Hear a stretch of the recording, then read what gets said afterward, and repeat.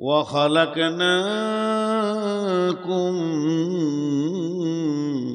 أزواجا আমি জোড়া জোড়া সৃষ্টি করেছি, মেল ফিমেল, নারী পুরুষ, মহিলা পুরুষ, এই দুটি আমি সৃষ্টি করেছি। কিন্তু আমার সৃষ্টির ভিতরে কারিশমা কি?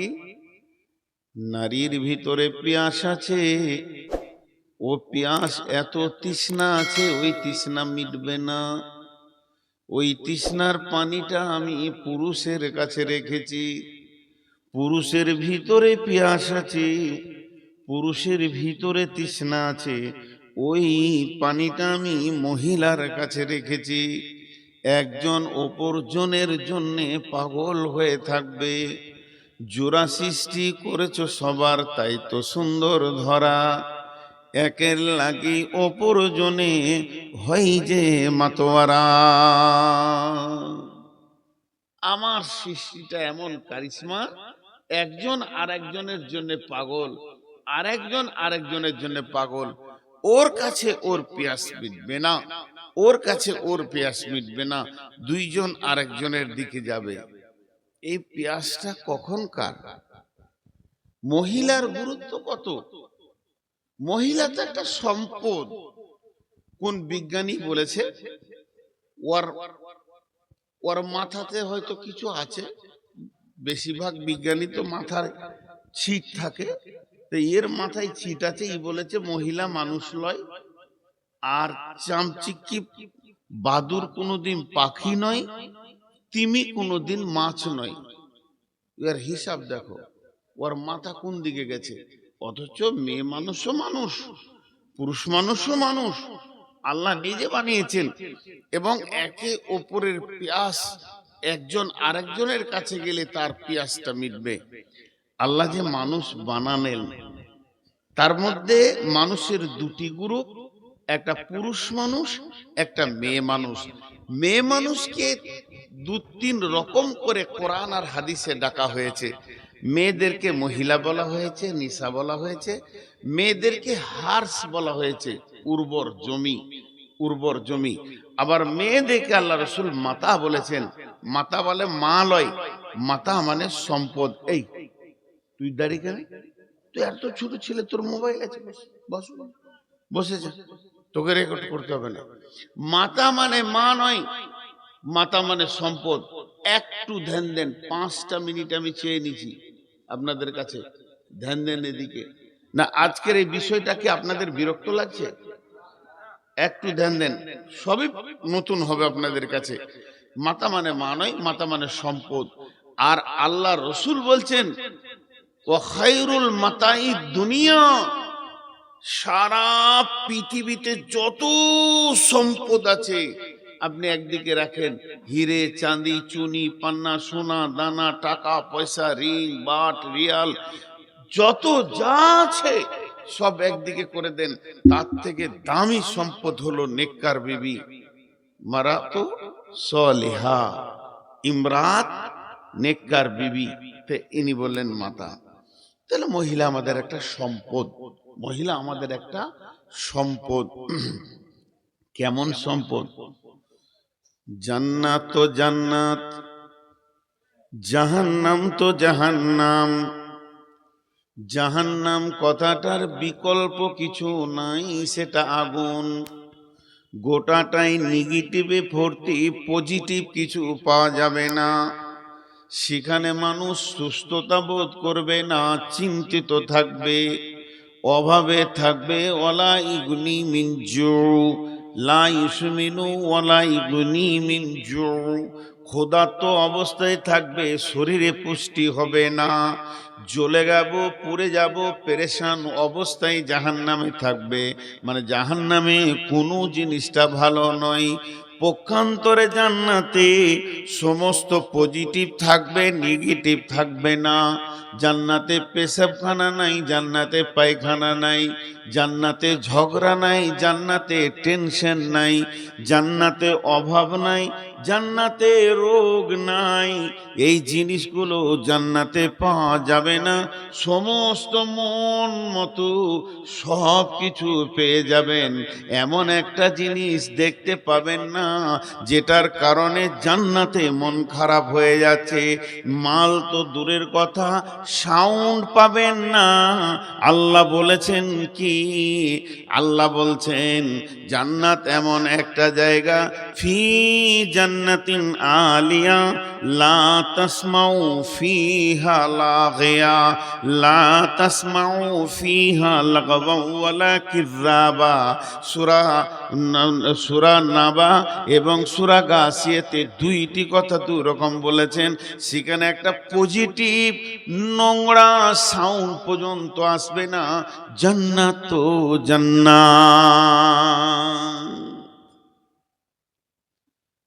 জান্নাতের বিকল্প কোনো ভাষা নাই। জান্নাত তো জান্নাতি। ট্রেস দেওয়ার জন্য বলছি, জান্নাত তো জান্নাতি। আল্লাহ বানিয়েছেন, একটা খুঁজ বার করতে পারবেন না। তাহলে জান্নাতে গেলে মন শান্তিতে থাকবে না অশান্তিতে? জিজ্ঞেস করলাম তো, এবার উত্তর দেন। শান্তি না অশান্তি? কিন্তু ভেজাল কোথায়? ওই জান্নাতি আদমকে ভালো লাগছিল, মন যেন উদাস উদাস, মনে শান্তি নেই। কিসের অভাব ছিল জান্নাতে? জি, এই জিনিসটা আল্লাহকে কি বলতে হবে? আল্লাহ বুঝতে পারবে না? আল্লাহকে বলতে হবে না, আল্লাহ বুঝবেন। সেই জান্নাতে একটা জিনিস নেই, সঙ্গিনী নেই। সঙ্গিনী নেই।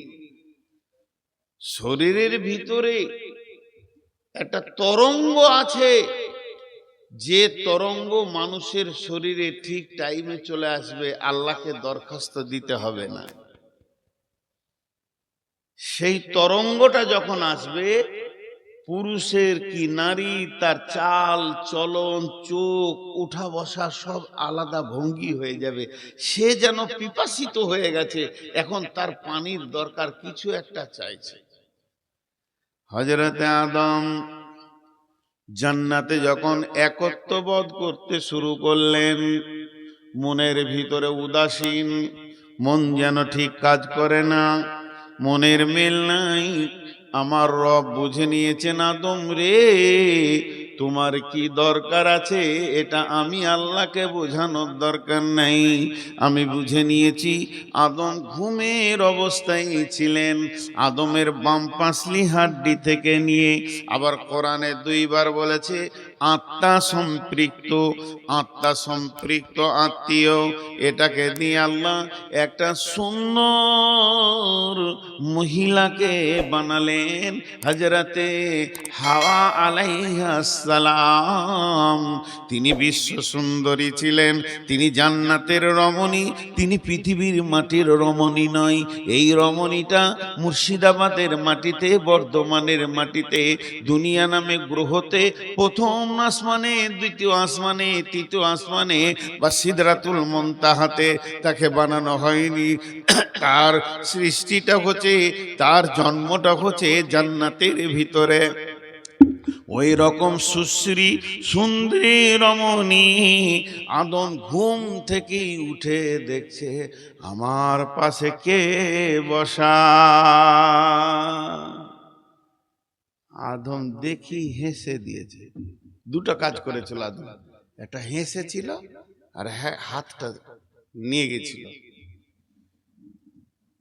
এমন কি জিনিস দেখলে আদম যে হেসে দিলে? জান্নাতে আরো কত কি ছিল, দেখে না দেখে ওটাকে দেখে হাসলে কেন? হাসিরই জিনিস, হাসিরই জিনিস। হাতটা আগে বাড়াতে গেছে, আল্লাহ বলছে ও ও রুকো। মাইকটা দিব, মাইকটা দিব,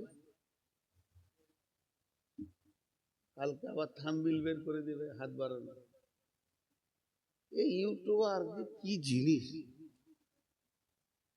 ওইদিকে বদরুদ্দোজা নাদবি একদম বয়কট করেছে, একটা ইউটিউবারকে লাগাতে দেয় না। আমার কাছে 14 জন 15 জন ইউটিউবার চলে এসছে শামসিকে, জি লাগাতে দেবেন ক্যামেরা তবেই যাবো, না হলে যাবো না। আপনি আর নাদবি আছেন, উনি বয়কট করেছেন, আমাকেও করতে হবে। আমার এই পাকা দাড়ির পাশে এমন ইয়ং মেয়ের ছবি দিয়েছে, আমার বাপও এমন মেয়ে দেখে নেই সারা জীবন। তা আবার বেশি একটা পরে বিলাসটাও নেই। হ্যাঁ বলে কি সহ্য হয়? আরে বা, তোর ঘরে কি তোর মা বোন নাই? এই এই ছবিটা আমার মেয়ে, আমার স্ত্রী দেখলে অসুবিধা নেই, আমার মেয়ে দেখবে, আমার বোনরা দেখবে, এই ছবি আমার খালা দেখবে, আমার ফুফু দেখবে, তখন আমার সম্মানটা কোথায় যাবে বাপ? তোদের পায়ে ধরছি বাপ, এগুলো করিস না বাপ। জগন্নাথ এসব করিস না বাপ। তোরা ছবি অন্য কিছু দিস। আর এক খবিস লিখেছে, আহা, যা মাইন্ড অন্যদিকে চলে যাবে, বয়স হয়ে গেছে তো হুঁশ থাকছে না। তো জান্নাত, তো জান্নাত আদম দুটো কাজ করলেন। কটা কাজ?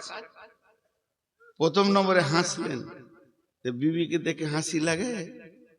আর হ্যাঁ না বলে না, জান জ্বলে যায়। একটা জালসাই বলছি, স্বামী স্ত্রী জান্নাতে গেলে একই বিছানায় থাকবে। তা একজন বলছে তার মানে আবারও আবারও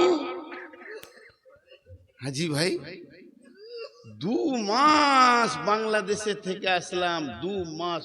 গত বৃহস্পতিবার ইন্ডিয়াতে পা দিয়েছি, শুক্রবার ফাঁকা ছিল, শনিবার দিন সকালে হাট বাজার করে দিয়ে আজকে রবিবার, ওখানে গিয়ে আজকে এই যে রবিবার এলাম। তা মাত্র শনিবার হাট বাজার করে বাড়িতে নামিয়েছি, বাস শুরু হয়ে গেল এতগুলো হাট, এত মাল কেন আনবে? তা জান্নাত যদি ওই বিবিটা আবার যায়, তা যারা বিরক্ত হয়েছে ওরা বলবে না উফ আল্লাহ কোন সিস্টেম করলো? ও যখন উফ বলেছে তখন আমি বলতে শুরু করেছি, মানে বুঝেলেছি ওর কষ্ট চলছে, বাংলাদেশের ঘটনা। তখন আমি বললাম প্রত্যেকটি জান্নাতির ভিতরে সমস্ত নবীকে পাওয়া যাবে। একজন মুফাসসিরিন বলেছেন জান্নাতীরা কেমন হবে? একটা জান্নাতীর ভিতরে সমস্ত নবীকে পাওয়া যাবে, মানে সমস্ত রকম নবী মিলিয়ে একটা জান্নাতি হবে। জান্নাতীরা হবে হযরত আদম আলাইহিস সালামের মতো উঁচু পুরু, মেয়েরা হবে হাওয়ার মতো, অতটা সাইজের মানুষগুলি হয়ে যাবে। প্রত্যেকটা জান্নাতীর হৃদয়টা, দিলটা হবে আইয়ুব আলাইহিস সালামের মতো। প্রত্যেকটি জান্নাতীর বাহ্যিক চেহারাটা হবে হযরতে ইউসুফ আলাইহিস সালামের মতো। প্রত্যেকটি জান্নাতীর চরিত্র হবে নবী মুহাম্মদুর রাসূলুল্লাহ সাল্লাল্লাহু আলাইহি ওয়াসাল্লামের মতো। মানে সমস্ত নবীর ভিতরে যত গুণ ছিল, একটা জান্নাতীর ভিতরে অত গুণ থাকবে। তেলান সালামান সালামা। তখন নিঃশ্বাসটা ভালো করে ফেললে, যাক তাহলে জানটা বাঁচবে, না হলে ভেজালই থাকবে আর কি। মেশিন তো কথা বলার মেশিন। একজন বিজ্ঞানী বলেছে যে একটা পুরুষ সারা দিনে 2500 থেকে 2500টা শব্দ ব্যবহার করে, সারা দিনে শব্দ ব্যবহার করে। আর একটা নারী 3500 থেকে 5000 শব্দ ব্যবহার করে। চিন্তা করেন কত বড় মেশিন কথা বলার। তো এই জিনিস হচ্ছে, তা আল্লাহ তাবারাক ওয়া তাআলা আদম আলাইহিস সালামের পাশে যখন হাওয়াকে নিয়ে এলেন, তা আদম দেখি ফিক করে হাসছে। হাসি তো লাগবেই তোকে, একা আছে, বন্ধু বান্ধবও নাই, বান্ধবীও নাই, বিবিও নাই, একা কি ভালো লাগে? পুরুষ এমন একটা মানুষ এমন একটা প্রাণী যাকে বলা হয়েছে মানুষ সোশ্যাল, সমাজ নিয়ে সামাজিক প্রাণী। সমাজ ছাড়া চলতে পারবে না। মানুষকে একা যদি কোনো বিলে দাঁড় করিয়ে দেওয়া হয়, হতাশা হয়ে মারা যাবে। সামাজিক প্রাণী। আর দ্বিতীয় কাজ কি করতে গেছে? হাতটা দিতে গেছে হাওয়ার গায়ে। আল্লাহ বলছে ওই রূপ বিয়ে পড়াই আগে। তার মানে পুরুষের এটা নিচার আছে, এটা নিচার আছে। নাহলে আমি এখানে যখন জালসায় আসছি তো দেখছি জোড়া জোড়া ঘুরছে, 2-3টে জোড়া দেখলাম। তা মনে মনে করলাম তোরা তো জোড়া থাকবি রে, আজকের যে সুযোগ পেয়েছিস জোড়াটা না থাকবি তো কবে থাকবি বল? আমি কেন ডিস্টার্ব করবো? আমি বুড়া, আমার দাড়ি পেকে গেছে, আমি চোখ মুজে চলেই এলাম। বোরখা পরে কানে এমনি করে কথা বলছি। হাওয়া আদমেও বলেছিল কিনা আল্লাহ জানে। এখানে দেখলাম যে এইভাবে কথা বলছে। আল্লাহু আকবার। এরপরে আল্লাহ বলছেন, ইয়া আইয়ুহান নাসু তাকু রাব্বাকুমুল্লাযী খালাকাকুম মিন নাফসিন ওয়াহিদাতিন ওয়া খালাকা মিনহা যাওজাহা ওয়া বাসসা মিনহুমা রিজালান কাসীরা ওয়াত্তাকুল্লাহাল্লাযী তাসাআলুনা বিহি ওয়াল আরহাম ইন্নাল্লাহা কানা আলাইকুম রাকিবা। হে, আপনাদেরকে যদি একটা কাগজ কলম দিতে বলি, সম্পর্ক লেখেন। সম্পর্ক, বাপ মা, ভাই বোন, নানা নানি, দাদা দাদি, খালা ফুফা ফুফু, এইভাবে সম্পর্ক লিখতে লাগলেন। তো দুই রকম সম্পর্ক পাবেন। একটা সম্পর্ক হচ্ছে ব্লাডের, রক্তের। একটা হচ্ছে বৈবাহিক, বিয়ে করার পর। তিনটে আত্মীয়তা আছে দুনিয়াতে। একটা বিয়ের আত্মীয়, আর একটা আত্মীয় হচ্ছে রক্তের, আর একটা আত্মীয় হচ্ছে বন্ধু বান্ধব, এটাও আত্মীয়, বন্ধু আত্মীয়। তিনটে আত্মীয় আছে। লিখতে লিখতে এক পাতা লিখে দিলেন। প্রথম সিরিয়াল নম্বর আত্মীয় কি? স্বামী স্ত্রী। মালাই? জি না, স্বামী স্ত্রী। প্রথম সম্পর্ক স্বামী স্ত্রী। আর এই স্বামী স্ত্রী সম্পর্কটা জন্ম নিয়েছে জান্নাতের ভিতরে। আদম আর হাওয়া। ভাই কোথা ছিল বাপ, আর বাপই কোথা ছিল, মাই বা কোথা ছিল। কিন্তু এই স্বামী স্ত্রী এই সম্পর্কটাকে অতি হেউ চোখে দেখা হয়। এই 2-3 দিনের মধ্যে একটা তালাক হতে চলেছে আমার এলাকায়। নাম জিজ্ঞেস করবেন না, আমার কাছে খবর এসছে। আপনি থাকবেন? বলে আমি থাকবো না। কেন তালাক হতে চলেছে? স্বামী স্ত্রী অনেক গভীর মেল, এইটা ছেলের মা বোন বাপ মেনে নিতে পারছে না। আমার ছেলে এত ভালোবাসবে কেন? কিন্তু ছেলেটা চাচ্ছে মেয়েটাকে, মেয়েটা চাচ্ছে ছেলেটাকে। বাপের চাপ। তালাক হতে চলেছে। দেখেন, তো প্রথম আত্মীয় হচ্ছে স্বামী স্ত্রী। কিরকম করে? হযরত আদমকে বানালেন, আদমকে বানানোর পর হাওয়াকে বানালেন, আর হাওয়াকে বানানোর পর আমার আল্লাহ বলছেন, এই দুটি জিনিসকে বানালাম আমি জান্নাতের ভিতরে। জান্নাতের ভিতরে বানালাম মানে দুশ্চরিত্র এবং দুশ্চরিত্রা ওরা নয়, ওরা হলো সুচরিত্রবান এবং সুচরিত্রবতী। ওদের দুজনকে আমি কাছাকাছি করে দিলাম, ফ্রি করে দিইনি। প্রথম বিয়ে করেছিল হযরতে আদম। শোনে মন দিয়ে অধম, প্রথম বিয়ে করেছিল হযরতে আদম। আদম নবী যদি বিয়ে না করিত, মানুষের সন্তান হতো গরু ছাগলের মতো, শুয়োর কুকুরের মতো। আল্লাহ প্রথমেই বিয়ে সিস্টেমটা করে দিলেন, হালালের লাইনটা করে দিলেন, যাতে হারাম লাইনটা না ঢুকে। কোনো শুক্রাণু, কোনো ডিম্বাণু দুইজন যেন হারাম ভাবে মোলাকাত না করে। বিয়ে তো দূরের কথা, এই দুটি জিনিস যেন তারা হারাম ভাবে দেখা না করে। ওয়ালা তাকরাবুজ জিনা, এখানে লিখেছেন খবরদার তুমি শুক্রাণুটাকে হারাম জায়গায় পৌঁছে দিও না, যেখানে হারাম ডিম্বাণু রয়েছে। বাচ্চাটা অবৈধ তৈরি হয়ে যাবে। এই জায়গাটাকে বন্ধ করার জন্যে, ওই জায়গাটা কেটে দেওয়ার জন্যে আল্লাহ আদমের বিয়ে দিয়ে হাওয়াকে তার কোলে তুলে দিলেন। সুবহানাল্লাহ। আল্লাহর কি কারিশমা। আল্লাহ বলছেন, আমি আত্মা থেকে বানালাম, আমি আদমের আত্মা সম্পৃক্ত থেকে বানালাম। তো আত্মা থেকে বানালো মানে এখানে আর একটা জিনিস আমি বলে নিব। একটা দেহ, একটা আত্মা। দেহ তৈরি হয়েছে মাটি থেকে, দেহ ধ্বংস হবে মাটিতে। আত্মা তৈরি হয়নি, আত্মা এসেছে আল্লাহর কাছ থেকে, আত্মা ফিরে যাবে আল্লাহর কাছে। তো পৃথিবীতে আমার যত আত্মীয় আছে, সব তৈরি হয়েছে আমার দেহের সাথে সম্পর্ক। আর স্বামী স্ত্রীর সম্পর্ক হচ্ছে আত্মার সঙ্গে। আমি যার রক্তে জন্ম নিয়েছি তার দেহের সাথে আমার সম্পর্ক আমার বাপের। আমার মেয়েটা আমার রক্তে জন্ম নিয়েছে, তার সাথে আমার সম্পর্ক হলো দেহের সাথে সম্পর্ক, রক্তের সম্পর্ক, দেহের সঙ্গে সম্পর্ক। দেহ যেমন লন্ড ভন্ড ভেঙে চুরমার হয়ে মাটি হয়ে যাবে, এ আত্মীয়তাগুলো মাটি হয়ে যাবে। আর স্বামী স্ত্রীর সম্পর্কটা হয়েছে আত্মা থেকে, মিন নাফসিন ওয়াহিদাতিন, মিন নাফসিন ওয়াহিদাতিন ওয়া খালাকা মিনহা যাওজাহা। আত্মার যেমন মত নাই, আত্মা ইল্লিন সিজ্জিনে যাবে, জান্নাতে যাবে, জাহান্নামে যাবে, এই আত্মার যেমন মত নাই, স্বামী স্ত্রীর সম্পর্কের কোনো শেষ নাই। জাহান্নামে দুজন আছে, জ্বলবে, কেউ কাউকে খেয়াল রাখতে পারবে না, আগুন এমন ভয়ঙ্কর। কিয়ামতে দুজন আছে, হাই হাই নাফসি নাফসি করবে, কেউ কাউকে খেয়াল রাখতে পারবে না। কবরে আল্লাহ জ্বলন। যদি জাহান্নামী হয়ে যায় দুজনে, তাদের কোনো মেলের কথাটা চিন্তা করাই যাবে না।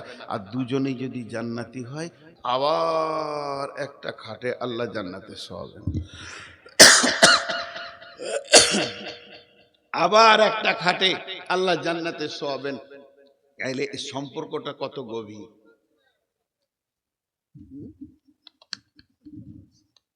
না না, তাহলে আমি যাই।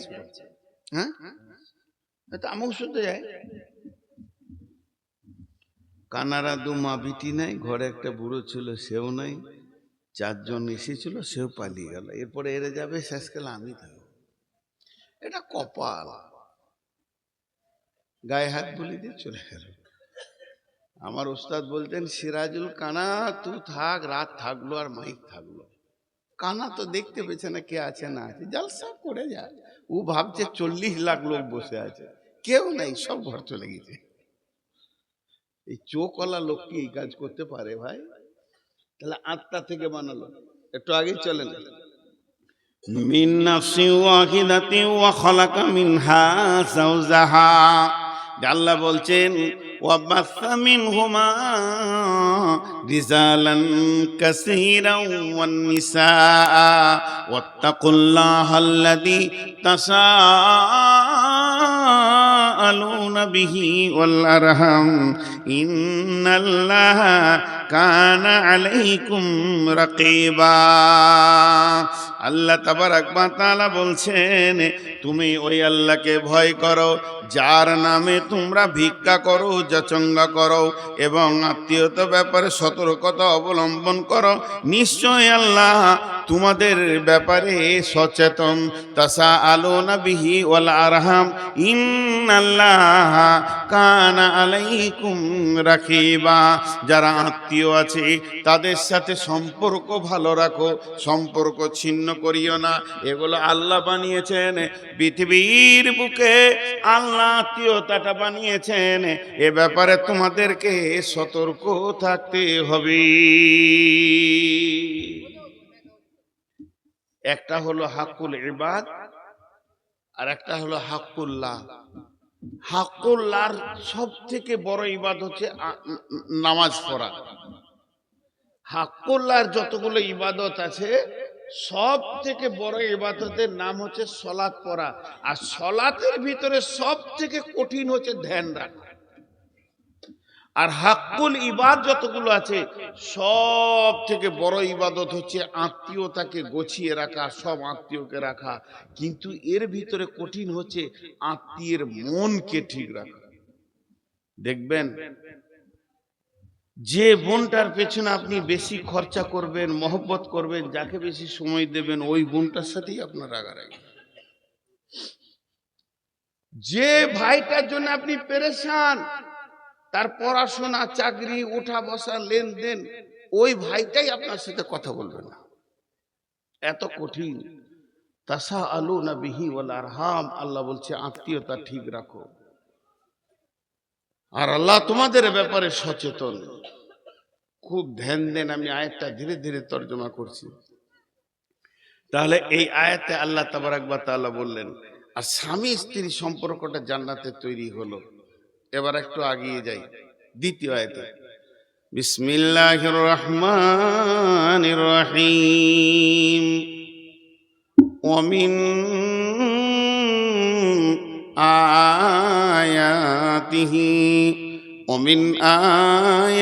آياته أن خلق لكم من أنفسكم أزواجا لتسكنوا إليها وجعل بينكم مودة ورحمة إن في ذلك لآيات لقوم يتفكرون।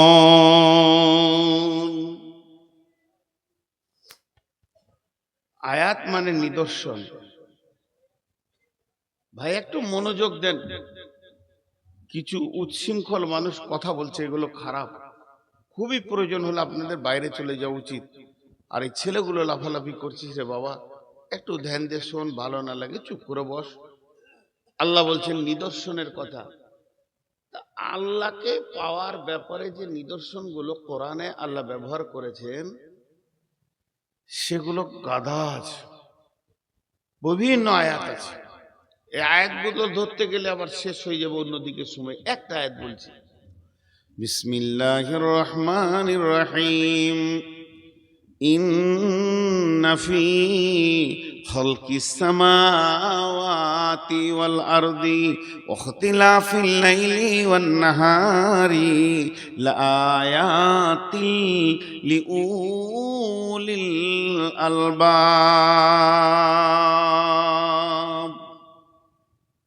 এরকম অনেক আয়াত পাবেন, কোরআনে অনেক আয়াত পাবেন। আফালা ইয়ানজুরুনা ইলাল ইবলি কাইফা খুলিকাত ওয়া ইলাস সামাই কাইফা রুফিয়াত ওয়া ইলাল জিবালি কাইফা, অনেক আয়াত পাবেন। এই আয়াতে আল্লাহ কি বলেন? নিশ্চয়ই সৌরজগৎ সৃষ্টি করার ব্যাপারে, আসমানে যা ঝুলছে যা ধরছে, নক্ষত্র তারা প্লুটো নেপচুন যা রয়েছে, মঙ্গল বুধ গ্রহ, সৌরজগতের সৃষ্টি দেখে এবং জমিনকে সত্যবক আমি বানিয়েছি, জমিনের ভিতরের কারিশমাকে দেখে এবং দিবারাত্রির যে পরিবর্তনটা হতে রয়েছে, রাত দিনের পেছনে দৌড়ছে, দিন রাতের পেছনে দৌড়ছে, কিয়ামত পর্যন্ত কেউ কাউকে ধরতে পারবে না, দ্রুত গতিতে দৌড়ছে। সূরা ইয়াসিনে আল্লাহ বলছেন এইগুলো যখন জ্ঞানী ব্যক্তিরা দেখবে তো ওই জায়গাতেই আমাকে খুঁজে পেয়ে যাবে।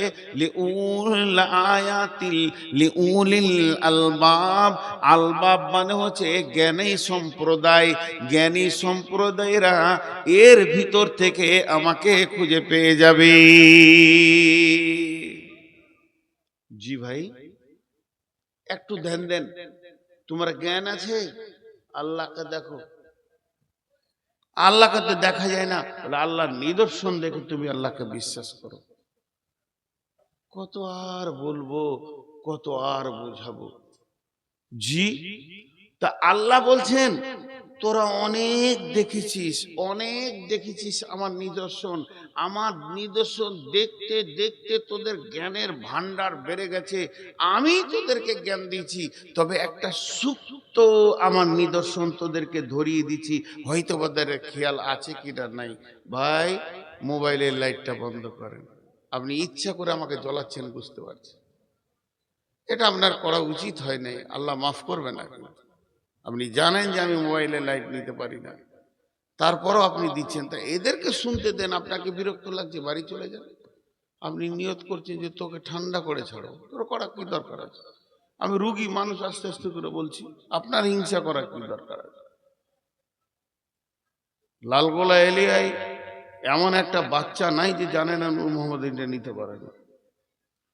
তো এবার সুপ্ত ভাবে লুকানো আছে, সেটাকে আল্লাহ খুঁজে বের করে দিয়ে বলছে দেখ আর একটা নিদর্শন কি, ওমিন আয়াতিহি আন খালাকালাকুম মিন আনফুসিকুম আজওয়াজান লিতাসকুনু ইলাইহা ওয়া জাআলা বাইনাকুম মাওয়াদ্দাতা। আমার নিদর্শনের ভিতরে আর একটা নিদর্শন দেখ, লম্বা ভাবে তোরা দেখতে দেখতে চল, গোটাটাই দেখতে পাবি। আমি পুরুষের আত্মা সম্পৃক্ত থেকে তার বিবিকে আমি বানালাম। শুধু বানালাম এটাই নয়, দুইজনের ভিতরে বিরাট বড় পিপাসার মরুভূমি বানালাম। বানালাম। একজন আর একজনের কাছে যখন চাঞ্চল্য হয়ে যাবে, তারা চলে যাবে একজন আর একজনের কাছে। লিতাসকুনু ইলাইহা, পৌঁছানোর পরে আল্লাহ ওদের দুজনকে পিপাসার পানি দিয়ে শান্তি করে দেবে, আর ওর চাঞ্চল্যকে ঠান্ডা করে দেবে। পুরুষের উগ্রমতি ঠান্ডা হবে, মেয়েদের উত্তালটা ঠান্ডা হয়ে যাবে। আর ওই দুইজনের যখন দৈহিক সম্পর্কে মাখামাখি করবে, তখন আমি ওদের ভিতরে রহমত বর্ষণ করব। ওয়াজআলা বাইনাকুম মাওয়াদ্দাতাও ওয়া রাহমা, এই রহমতের দাবিদার, রহমতের মালিক একজনই, সেটা আল্লাহ। যাকে ইচ্ছা দেবেন, যাকে ইচ্ছা দেবেন না, সেই দানা আপনি তাদের মধ্যে দেব। আর আমি এ কথাটার ব্যাপারে পৃথিবীর বুকে যত গবেষণালয় রয়েছে, যেখানে বিজ্ঞানীরা বসে রয়েছে, তাদেরকে আমি চ্যালেঞ্জ দিলাম, ইন্না ফি যালিকা লাআয়াতিল লিকাউমি ইয়াতাফাক্কারুন।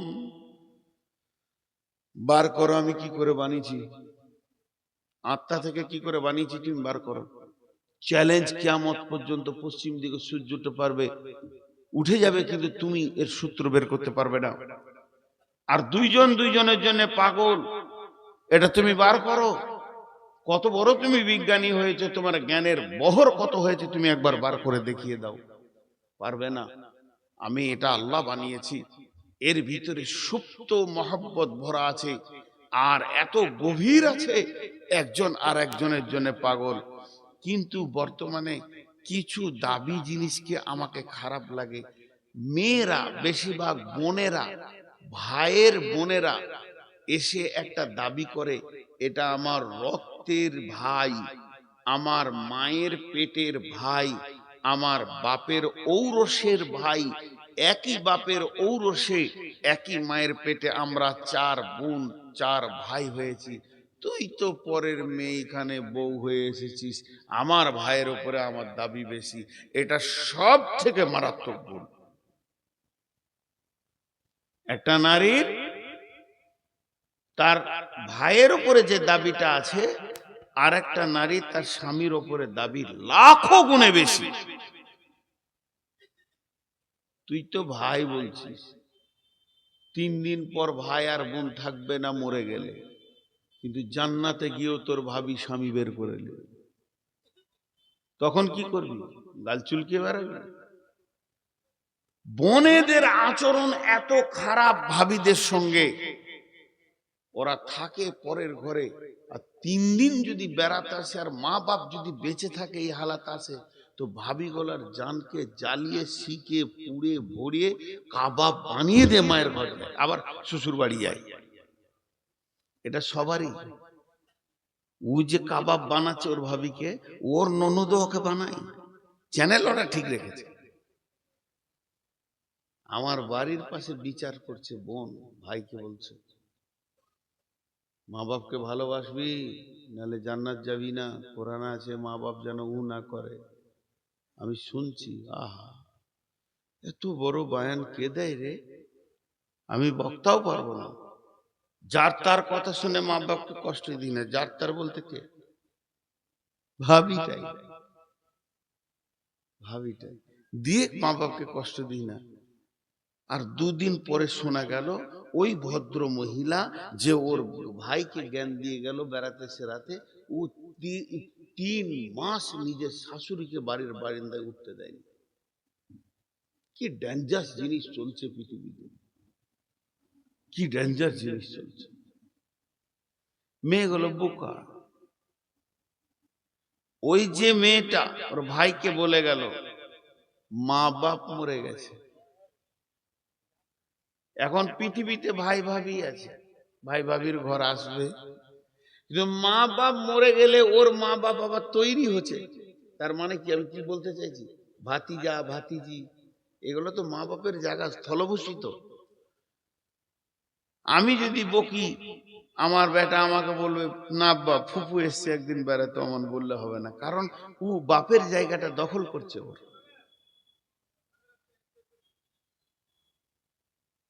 ওইদিকে পাঠাবো, এখানে কি পাঠাবো?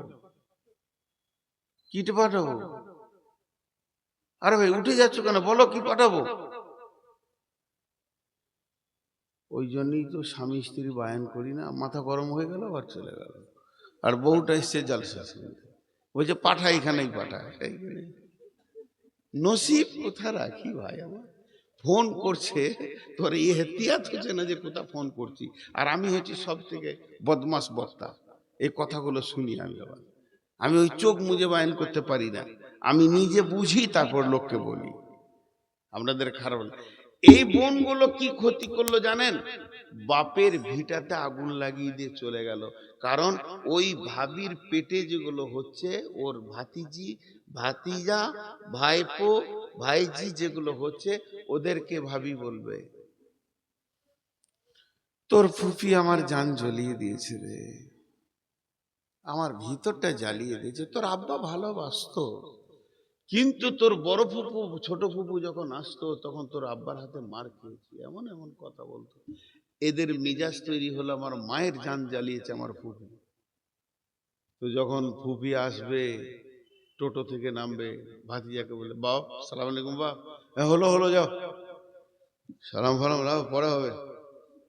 ছেলে এত গরম কেন? ও জানে যে আমার মায়ের জান জ্বালিয়েছে, এটা আমার মায়ের দুশ্মন। জীবনের মতো বাপ মায়ের ভিটা ভুলে যেতে হবে, এটা বুঝে না। ওই জন্যে যারা চালাক মেয়ে হয়, ভাবিকে আপন করে রাখে। আল্লাহ তাবারাক ওয়া তাআলা বলে দিলেন যে সারা পৃথিবীর সমস্ত পুরুষের চয়ন সুতুন শান্তি আছে তার স্ত্রীর কাছে।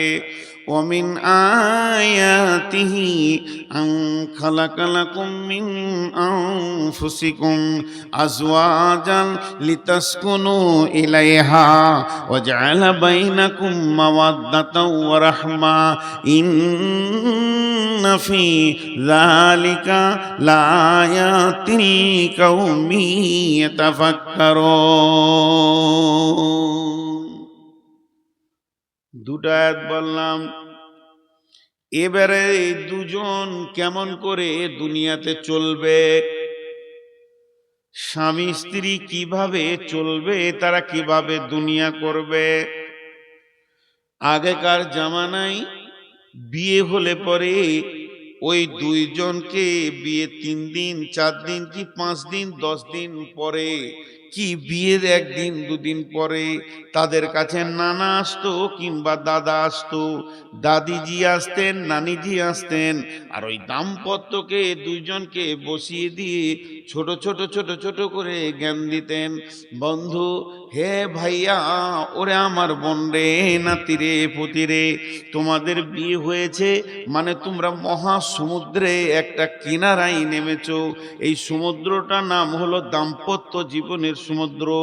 একজন আর একজনের হাত ধরবে, আর এমন মজবুত করে ধরবে, দাম্পত্যের সমুদ্রে মাঝে মাঝে বড় বড় জোয়ার উঠবে, ভাটি আসবে, তখন যেন হাতটা ছাড়া না হয়ে যায়।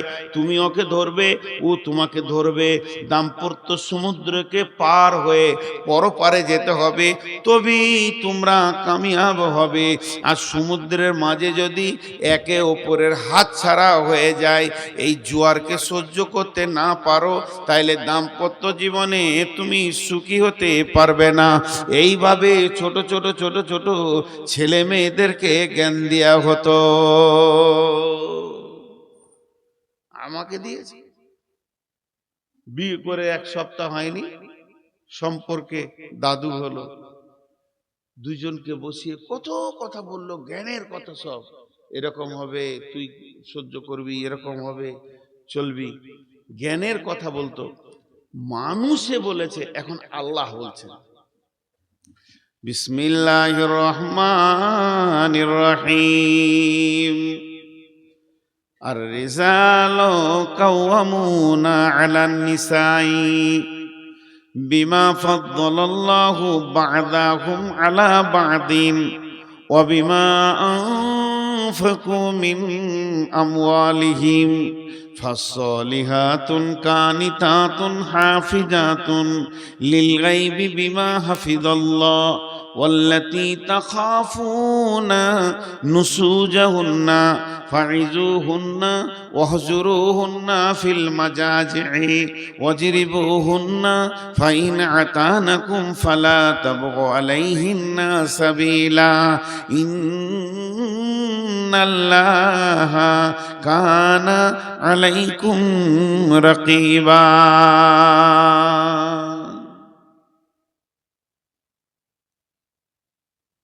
জি, আল্লাহ দিচ্ছেন। নসিহতটা দাদার নয়, দাদিজির নয়, নানিজির নয়, নানার নয়, নসিহতটা আল্লাহ। আল্লাহ তাবারক ওয়া তাআলা বলছেন, হে নারীকুল, ওরে মহিলারা, মহিলাদেরকে আগে বলছে তোমাদের জন্য আমি পুরুষকে তোমাদের অভিভাবক বানিয়ে দিলাম। তোমরা জীবনটাকে পৃথিবীতে ধীরে ধীরে ধীরে ধীরে ক্ষয় করবে, অতিবাহিত করবে, জীবনকে তুমি পার করবে। খবরদার, স্বাধীন হয়ে জীবনকে পার করিও না। তুমি পরাধীনতা অবস্থায় তুমি অধীনস্থে জীবন কাটাবে, তোমার স্বামীর অধীনস্থে জীবনকে কাটাবে। মেয়েরা চারটা পুরুষের অধীনস্থে জীবন কাটাবে, বাপ, ভাই, স্বামী, সন্তান, এদের ওপরে যাবে না, এদের ওপরে কথা বলবে না, তুমি এদের ডিরেকশনে চলবে। যে মেয়েটি জান্নাতি হয়, যে মেয়েটি জান্নাতে যদি যেতে চায়, যদি আল্লাহকে আপন বানাতে চায়, আল্লাহর যদি আপন হতে চায়, তাহলে ওকে চিরদিন একটা জিনিস মেনে নিতে হবে যে আমি স্বাধীনতার মুখ দেখব না, পরাধীন হয়ে জীবনটা আমি চালিয়ে দিব। বাপের অধীনস্থে থাকবে, ভাইয়ের অধীনস্থে থাকবে, স্বামীর অধীনস্থে থাকবে, এবং সে স্বামী মারা গেলে ছেলের অধীনস্থে থাকবে। আল্লাহ তাবারক ওয়া তাআলা বললেন, তোমার তো সুখ শান্তি জান্নাত নিয়ে দরকার, তবে কেন দুনিয়াতে স্বাধীন বিচরণ তুমি করবে, তোমাকে অধীনস্থে জীবন কাটিয়ে আসতে হবে। আর পুরুষকে বলল, পুরুষ তোমাদেরকে অভিভাবক বানালাম, তোমাদেরকে ওদের মালিক বানালাম, মালিকানা সত্ত্বটা তোমাদেরকে দিলাম। কেন দিলাম? তুমি পুরুষের জন্য দিলাম, এর কারণটা হচ্ছে ওকে তোমাকে আগলিয়ে রাখতে হবে, ওর ভুল ত্রুটির ময়দান থেকে তোমাকে বাঁচাতে হবে, যেন ওর দ্বারা কোনো ভুল না হয়ে যায়, গুনহার ময়দানে না চলে যায়, গুনহার ময়দানে যেন না যায়, এ খেয়ালটা তোমাকে রাখতে হবে। আজকে কত রকম স্কুলে পড়ছে বোন, ভাইয়ের কোনো খবর নাই, কলেজে পড়ছে মেয়ে, বাপের কোনো খবর নাই, ভার্সিটিতে পড়ছে মেয়ে, স্বামীর কোনো খবর নাই, যা মন তাই অবাধ চলাফেরা। আমি অবাক হই, আমি অবাক হই ওই মহিলাদের গার্জেনের ওপরে, যাদের যে মহিলাগুলো মেলাতে খেলাতে নোংরা জায়গায় ঘুরে, তাদের যে অভিভাবক নিশ্চিন্তে বিছানায় ঘুমাতে পারে, আর তার অধীনস্থ নারী অবাধ চলাফেরা করে, এদের উপরে আমি অবাক হই, এদের ব্যাপারে আমি চিন্তা করি কেন এটা হবে। কোরআন বলছে, আমি কোরআনের আয়াত বলছি আপনাদেরকে, আমি আয়াত পড়ে বলছি। আল্লাহ তাবারক ওয়া তাআলা বলছেন, আর রিজালু কাওয়ামুনা আলান নিসা, হে পৃথিবীর পুরুষ তোমরা অভিভাবক। দুনিয়াতে আপনার বুঝে না আসতে পারে, একদিন আপনার বুঝে আসবে। কখন? যেদিন কিয়ামত হবে, কিয়ামতের মাঠে বিচার হবে। মা আমার, বোন আমার, যত পুরুষ আল্লাহ কিয়ামতের আদালতে জমা করবেন, পুরুষকে সামনে রেখে পুরুষের বিচার হয়ে যাবে। কিন্তু যখন কোনো মেয়েকে আদালতে তোলা হবে, কাঠগড়ায় তোলা হবে, তার গুনহার ব্যাপারে যখন তাকে প্রশ্ন করা হবে, তখন মেয়েটি একা কাঠগড়ায় যাবে না, ওর সঙ্গে 4টা পুরুষকে রাখা হবে। বাপকে রাখা হবে, ভাইকে রাখা হবে, স্বামীকে রাখা হবে, সন্তানকে রাখা হবে। আর মেয়েটি যার পিরিয়ডে, যার জামানায় গোনা করেছে, ওই পিরিয়ডে ওই জামানার লোকটাকে দাঁড় করিয়ে তার হিসাব নেওয়া হবে। তোমার অধীনস্থ মেয়ে কেন জালসায় গিয়ে অপর পুরুষের কাছ থেকে বাদাম খেয়েছে, কথা বলেছে, এটাও জেনা, এটাও কাবিরা গুনাহ। জবানের জেনা, চোখের জেনা, হাতের জেনা, পায়ের জেনা, শরম গায়ের জেনা, মগজের জেনা, মগজের জেনা। এখানে একটা মেয়েকে প্র্যাকটিক্যালে শরম গা দেওয়া হলো না, কিন্তু মেয়েটার সাথে কথা বলা হলো, হাত ধরা হলো, কথা বলা হলো, সবগুলো জেনাতে পরিণত হবে। তো ওই প্রশ্ন যখন করা হবে মেয়েটাকে, তুমি 27শে ডিসেম্বর জালসাতে গেছিলে লালগোলা, আর অবাধ চলাফেরা করে জালসা না শুনে 3টে ছেলের সঙ্গে গল্প করেছো, কেন করেছো? এই কথাটা ওকে জিজ্ঞেস করার সঙ্গে সঙ্গে মেয়েটির বিয়ে হয়নি, বাপ আর ভাইকে দাঁড় করিয়ে বলা হবে, তোমার মেয়েটার, তোমার বোনটার বয়স চলছিল রানিং 17 থেকে 18 বছর, আর এই অবস্থায় তুমি জালসা শুনতে পাঠালে কেন? জালসা শুনে যে নেকিটা হবে, তার থেকে ওর বাড়িতে চুপ করে শুয়ে থাকলে বেশি নেকি হবে। এই অবাধ বেলামিশার থেকে ওর অত নেকি দরকার নাই। তুই বাড়িতে পড়ে থাক, তুই একটা কিতাব পড়, তোকে তৌহিদের কিতাব দিব, হাদিসের কিতাব দিব। মেয়েদের জালসা শোনা রাত্রিবেলায়, গভীর রাত্রিতে এসে ঘর থেকে বেরিয়ে দরকার নাই। এই যে প্রশ্নগুলো করা হবে, তখন বাপ ভাইকে প্রশ্ন করা হবে। স্বামীর জামানায় সে স্বামীকে বুঝিয়ে চলে এসেছে, কিন্তু অন্যজনের সঙ্গে পরকীয়ায় লিপ্ত হয়ে গেছে বা কোনো গুনাহ করেছে, স্বামীকে দাঁড় করানো হবে। ওই 4 জনকে একসঙ্গে গলাতে বেঁধে দিয়ে আল্লাহ জাহান্নামে ভরবেন। আর রিজাল কাওয়ামুনা আলান নিসা। এত সহজ জিনিস লয়। আমার গাড়িটা রাস্তায় চলছে, একটা ছেলে মোটর বাইক নিচে সামনে লাগিয়ে দিল। ওই তুই লাগালি কেন? কথাটা বুঝার চেষ্টা করেন। ওই তুই লাগালি কেন? জি আমি সাইড দিয়ে যাচ্ছিলাম। কাঁচটা তো ভেঙে দিয়েছিস তুই, গাড়ির কাঁচটা ভেঙে দিয়েছিস, একটু ধৈর্য ধরেন, এটা বুঝেন, আমি উদাহরণ দিচ্ছি। পাড়া পাড় 3টের গালে মেরে দিলাম। ও মনে মনে ভাবছে মারবি মারগা, কাঁচ তো ভেঙেছি, টাকা লাগলো না। ও চলে গেল, আমিও চলে গেলাম। ও কোথাকার আমি জানি না, আমি মুরব্বী বলে কিছু বলেনি, আমার দাড়ি পাকা। ও ইয়ং ছেলে, এই উত্তাল বয়স 16-17, লেগগাটা লেগে গিয়ে কাঁচটা ভেঙে গেছে। এবার আমার মন আমাকে বলছে, তুই তো 3 চর মেরেছিস, ওইটা কি তোর হক আছে? কাঁচটাও ভেঙেছে তোর গাড়ি, তোর ড্রাইভারও হ্যান্ডেলটা এদিকে করেছিল। আল্লাহর আদালতে এই বিচারটা যখন হবে, তো তখন দেখা যাবে যে জেরক্স বেরিয়ে আসছে, কাগজ রিজাল্ট, যে আমার ড্রাইভার ডান দিকে হ্যান্ডেল কাঁপিয়েছে বলে ভেঙেছে। তাহলে তো মার্কার হক রাখে না। এই বিচারটা যদি হয়, তাহলে আমার মারাটা ভুল হয়েছে, আমারটা ভুল হয়েছে।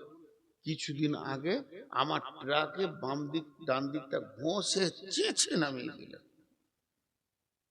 ড্রাইভার খুব বকছে, ট্রাকওয়ালা ভয়ে দাঁড়িয়ে গেছে টুঙ্গি দিঘিতে, একবার দিনাজপুরে, ইয়ং ছেলে। আমি নামলাম, নেমে বললাম তোমাদের বাড়ি কোথায়? তো বলছে ইসলামপুর। লে মজা, ইসলামপুর আমি পড়েছি, কার গাড়ি গো? তো যার গাড়ি ওকে আমি মামা বলি। ফোন লাগাও তো। ফোন লাগানো, মামা আপনার গাড়ি যে আমার গাড়িকে চেঁচে দিয়েছে গো, কোন ঠেরে বেটা, এখানে তুই দিয়ে। আমি ড্রাইভারকে বললাম, এটা কিয়ামতের দিন বিচার হবে রে, তোর দোষ না ওর দোষ,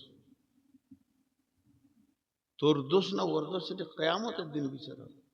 ওদিন বললাম চলে যাও, শিলিগুড়ি যাচ্ছিল। যা করার মালিকের সঙ্গে বুঝবো, পরে দেখা করে। হাসছে, বলে তুমি যা নেবে তাই দেবো, আমার কিছুই নেবো না। ঘরে ঘরে ঠোকাঠুকি হচ্ছে, কি নেবো আমার গেল 5,000 10,000 20,000 আমার একটা গেল, কিন্তু আমি বিচারটা ওইখানে চিন্তা করছি। এখন একবার আমি বলতে চাইছি ওই মহিলার মা বা ওই মহিলার বাপ ভাই স্বামীকে ছেলেকে, জি, যে আপনি একবার সূক্ষ্ম ঠান্ডা মস্তিষ্কে বসে একা একবার জিকির করেন, সুবহানাল্লাহ, আলহামদুলিল্লাহ, ওয়া লা ইলাহা ইল্লাল্লাহ, আকবার, আস্তাগফিরুল্লাহ, তওবা, যা কিছু আছে এইগুলো বাদ দিয়ে খালি ধ্যান দিয়ে একবার 3 মিনিট বুঝেন যে আমার বেটিটা এখন কোথায়, আমার বেটিটা এখন কোথায়। জালসা শুনতে গেছে, জালসার মজলিসে আছে না বাঁশের তলাতে দাঁড়িয়ে আছে, একজনের গলা ধরে কথা বলছো। যদি বলে থাকে তুমি তৈরি থাকো, আমি হাসাবার জন্য বলছি না, অনেক বক্তার অনেক ভঙ্গি আছে। আমি একটা বক্তাকে দেখছিলাম, ছেলে মানুষ, বুঝে ওই ওই তোর বাপের দোষ তোর মায়ের দোষ, আস্তাগফিরুল্লাহ। আমি আমার ভঙ্গিতে বোঝাতে চাইছি, আপনি ওখানে তৈরি হয়ে থাকেন, আল্লাহর আদালতে যদি আপনার মেয়ে মুজরিম হয়ে যায় তো আপনি একটা সেখানে আসামি। জি, হযরতে উমরের জামানায় একটা মেয়ের 3বার বিয়ে হয়েছে, 3বার, খালি মসজিদে নামাজ পড়তে যায়, কত পরেজগারু, 3বার বিয়ে হয়ে গেছে। তো একজন সাহাবী বলছে এবার আমি বিয়ে করবো, আবার তালাক হয়েছে, বলছে পারবা ঘর উঠতে, ও যাবেই মসজিদ, আর ওর চাল চলনি আলাদা, স্বামী মানে না, দুপ করে ছেড়ে দেয়, আরেকজন লোভে পড়ে এরকম। বলছে ঠিক আছে যা, তো বিয়ে করে রাখো। বলছে দেখো তুমি মসজিদ যেও না, ঘরেই নামাজ পড়ো, এখন সেই জামানার নাই। মাথা খারাপ, আমাকে মসজিদ থেকে রুখতে কেউ পারেনি, আগের 3টে পারেনি, তুমিও পারবে না। বলছে যাও, ফজরে কিংবা এশাতে, ইশারাই বলবো বুঝেলেন, ওর স্বামী লুকিয়ে আছে রাস্তার ধারে, ওর নিজের স্বামীটা, আর অপর পুরুষের কাপড় চোপড় পরে মুখ টুক ঢেকে নে ওকে ধরে লে চুমাচাটি খেলেছে, ছেড়ে দে পালিয়েছে নিজের স্বামী। ও ওখান থেকে মসজিদ থেকে ঘর চলে এসেছে, যাওয়া নামাজ পড়তে হবে না, যুগ জামানা খারাপ সব। কি হলো আর বলছে না, কি হলো আর বলছে না, ও যাও মসজিদ, কাঁটা বসে গেল আর মসজিদ গেল না। একটা গ্রামে আমাদের বর্তমানে আন্দোলন চলছে, গ্রামের নাম বলবো না, সব ইউটিউবে প্রচার হয়ে যাবে, 3 দিন পর জিজ্ঞেস করবে, মহিলাদেরকে মসজিদে নিয়ে যাব, আর একদল মুরব্বী, পাকা দাড়ি, একদম মুরব্বী, তারা বলছে মহিলাদেরকে মসজিদে নিয়ে যাওয়া যাবে না। এই আলিমের দল আর ওরা হচ্ছে জাহিলের দল, ওদের ভেতরেও মুরব্বী 2-1টা আলেম আছে, কথাটা ধ্যান দেন একটু। দীর্ঘদিন ওদের লড়াই চলছে, দিয়ে ওই গায়ে জালসা আছে, আমি প্রধান বক্তা আছি, মুরব্বীরা বলছে এত বড় মৌলবি যখন আসছে ওকেই শুধাবো। হাজি ভাই আমার পুঁজি আছে, আমি তো ফতোয়া দিই না, উত্তরও দিই না। তা আমি ঠিক মাগরিবের সময় ঢুকে গেছি ওই গ্রামে, একজন আলিম এসে বলছে যে হুজুর এই মসজিদে মেয়েরা নামাজ পড়বে, এ ব্যাপারে আপনার মত কি? মত আবার আমি দিব নাকি, আমি নবী নাকি? ফাইনাল আছে, রাসূলুল্লাহ সাল্লাল্লাহু আলাইহি ওয়াসাল্লাম বলেছেন ওদের যাওয়া জায়েজ আছে, আজও মক্কা মদিনায় যাচ্ছে, তো ওইটাকে না করবো, আমি কি বিরাট বড় নবী হয়ে এলাম নাকি? আমি তো ফতোয়াই দিতে পারি না, আমি লোকের কাছে ফতোয়া নিয়ে নিয়ে চলি, আমার অত বহর নাই, আমি 2-4টা কিতাব দেখে মানুষকে 2-4টা কথা বলি, আমার নিজস্ব কোনো বহর নাই, তা আমি কি ফতোয়া দেবো? জায়েজ আছে তো যাবে। তো ফিক করে হাসছে, মানে মসজিদ যাবে ওই গ্রুপে ও আছে, ওর মনটা খুশি হলো, বলছে আজকে জালসায় ভালো করে বলবেন, মানে বলবো। দিয়ে তারপর ওকে আমি জিজ্ঞেস করছি, আমার থেকে ছোট তো, ওর নাম ধরে ডাকলাম, যে বললাম ওর বাড়ির পেছনে রোড আছে, রোড হাই রোড, বাস যেছে, ট্রাক সাঁসা করতেছে, হাজি এই রোডে ট্রেন যাবে না? কেন যাবে না? চালাইলেই যাবে ট্রেনটা, ট্রেন যাবে, কিন্তু ট্রেন যাওয়ার আগে আরেকজনকে যেতে হবে, কে? লাইন। ট্রেন যাওয়ার আগে কে যাবে? লাইন যদি পেতে দেওয়া হয় ট্রেন যাবে কি যাবে না? বিশ্ব নবী আগে লাইন পেতেছেন, তারপরে ট্রেন চালিয়েছেন। আগে আইন করেছে মেয়ের গায়ে হাত দিলে গর্দন ছেটে দাও। সেই আইন সৌদিতে যখন হয়েছে, নিরাপত্তা 100% মেয়েরা পেয়েছে, তখন মসজিদ নিয়ে গেছে। এখন বাড়িতে বাপ ভাই রুখতে পারছে না, চারিদিকে পরকীয়া চলছে। আর মসজিদের নামে যদি সব মসজিদে তোমরা ফতোয়া দিয়ে দাও, তারা ফজরের সময় উঠে বলবে তাহাজ্জুদ পড়তে চললাম। 3 দিন পর দেখবে ছেলে মানে বাচ্চা ডেলিভারি করাতে হবে। আগে লাইন চালাও, তোমার গায়ে আইন তৈরি করো। যারা মদ খেয়েছে তাদের গর্দন ছেড়ে দিব, যারা মেয়ের গায়ে হাত দিচ্ছে তাদের গর্দন ছেড়ে দেব, জেনাকারীর গর্দন ছেড়ে দেব। রসুলের আইনগুলো আজও মক্কাতে চালু আছে। গায়ে তুই হাত দিয়ে দেখ, 70 ভরি সোনা পরে একাই মেয়ে যুবতী টকবগে যুবক নামাজ পড়ে মসজিদ থেকে চলে যাচ্ছে। এই তুমি কে, কোথা বাড়ি বলার ক্ষমতা নাই, জিভ ছেটে দেবে, ওরা চালাবে। আমরা বিনা রেল লাইনে রেল চালাতে যেছি, তাহলে ঘটনা কি হবে? এশার নামাজ পড়ে ছেলে কোলে নিয়ে বাড়ি আসে। দেখো আমার যুক্তিটা যদি মানতে পারো তো বলছে জালসাই, তাহলে আর কিছু বলিয়েন না। বলে ওটা ঠিক আছে, বলবো না, আমার মাথায় যেটা আছে সেটা বলেছি।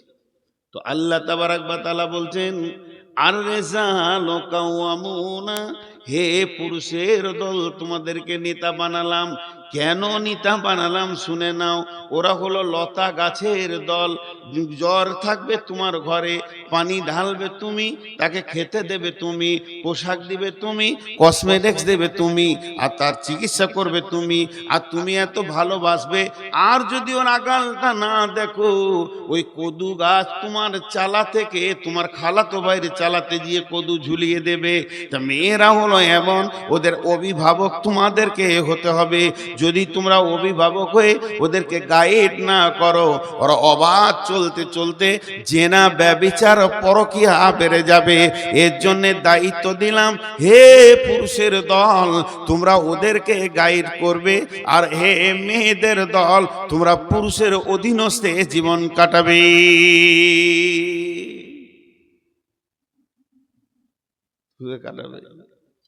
12টা বেজেছে। আজকে ক তারিখ?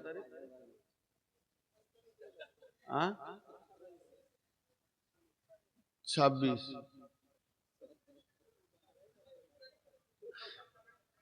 কোন ভ্যার ওঠে? আসলে আমার দোষ নয়, সালা ঘড়িটাই বদমাশ।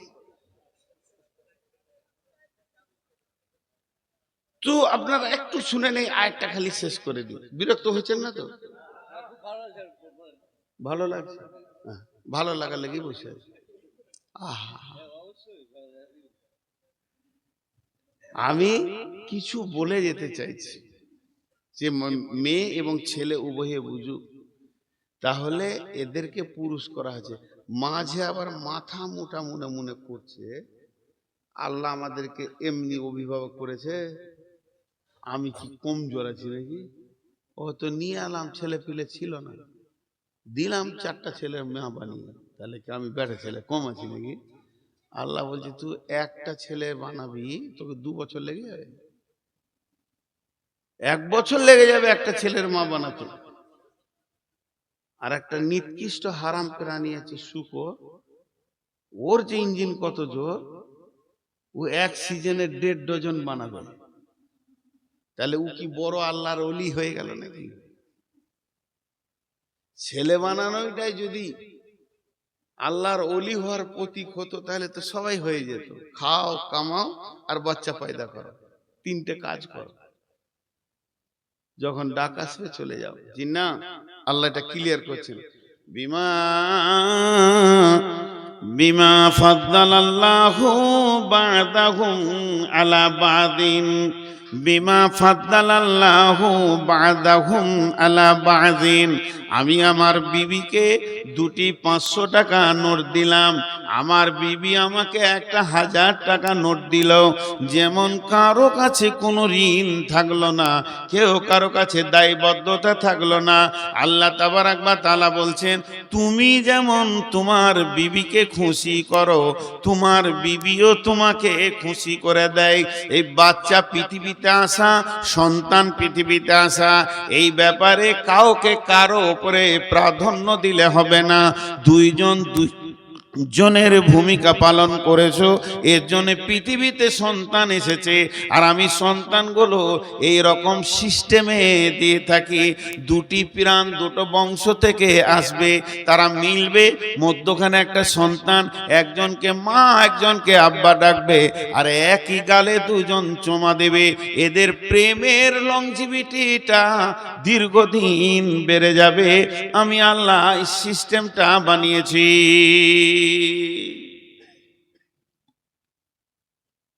সিস্টেমটা বানিয়েছি। তবে তুমি পুরুষ কেন? পুরুষকে বলছে তবে তুমি পুরুষ কেন? ওয়াবিমা আনফাকু মিন আমওয়ালিহিম, ওয়াবিমা আনফাকু মিন আমওয়ালিহিম।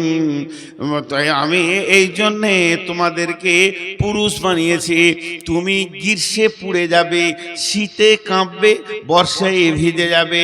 তুমি ভ্যান টানবে, টোটো টানবে, রিক্সা টানবে, কুলিগিরি করবে, তুমি মার্কেটে দৌড়বে, বাইকে দৌড়বে, যাতে দৌড়বে।